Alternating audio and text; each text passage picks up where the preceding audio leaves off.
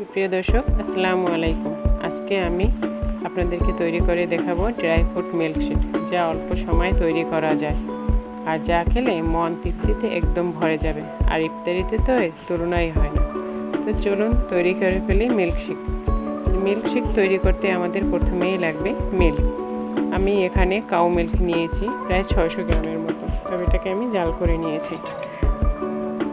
আর লাগছে আমাদের খেজুর। আমি এখানে 7টি খেজুর নিয়েছি। খেজুরগুলোকে আমি পরিষ্কার করে ধুয়ে নিয়েছি। ও আরও লাগবে আমাদের কাঠবাদাম ও কিশমিশ। তো যেহেতু আমি ভিডিও করব, সেহেতু আমি আগেই সব কিছু তৈরি করে নিয়েছি। বাদামগুলোকে আমি ভিজিয়ে খোসা ছাড়িয়ে নিয়েছি, আর কিশমিশগুলোকেও ভিজিয়ে নিয়েছি। বাদামগুলো 15 মিনিটের মতো পানিতে ভিজিয়ে রাখলে খোসা ছাড়ানো যাবে। আর মূল যেটা লাগবে সেটা হলো খেজুর। খেজুর আমি ধুয়ে 15 মিনিটের মতো ভিজিয়ে রেখে বিচি ছাড়িয়ে নিয়েছি। আর খেজুরগুলো ভিজিয়ে রাখলে খেজুরগুলো নরম হয়ে যায়। তো এখন আমরা এটাকে তৈরি করি। আমি একটা মিক্সার গ্রাইন্ডার নিয়েছি। মিক্সার গ্রাইন্ডারের ভিতরে আমি প্রথমেই দিয়ে দেব খেজুর। তো দেখুন, আমি প্রথমেই দিয়ে দিচ্ছি সেই ভিজানো খেজুরগুলো। এখন আমি দেব এর ভিতরে সেই ভিজিয়ে রাখা কিশমিশ ও বাদামগুলো।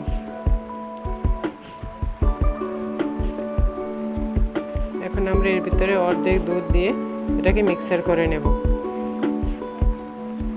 তো দেখুন, এভাবে হয়ে গেছে অর্ধেক দুধ দিয়ে মিক্স করার পর। এখন আমি বাকি দুধটুকু ঢেলে দিয়েছি।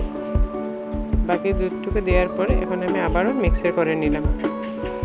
এই যে মিক্স করে নেওয়ার পর এরকম হয়ে যাবে। তো তৈরি হয়ে গেল আমাদের ড্রাই ফ্রুট মিল্কশেক।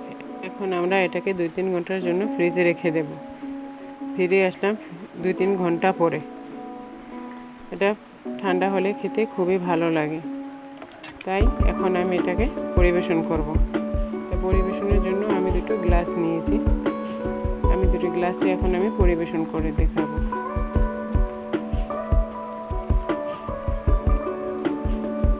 তো গ্লাসে ঢেলে নেওয়ার পরে আমি এখন এর ভিতরে দিয়ে দেব কিছু কাঠবাদাম কুচি। কাঠবাদাম কুচি দিয়ে খেতে খুবই ভালো লাগে।